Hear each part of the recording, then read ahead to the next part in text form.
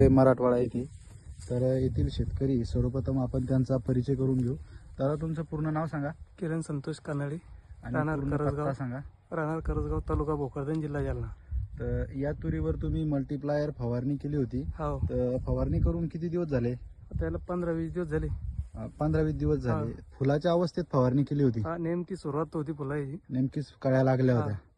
तर बघू शकता मंडळी, मल्टीप्लायर फवारणी केल्यामुळे हे जे तूर आहे तर त्याचे फुलं गच्चेच्या गच्चे लागले.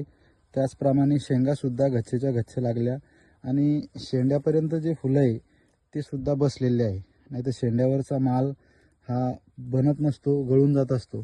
तर अशा पद्धतीनं हा माल बनलेला आहे.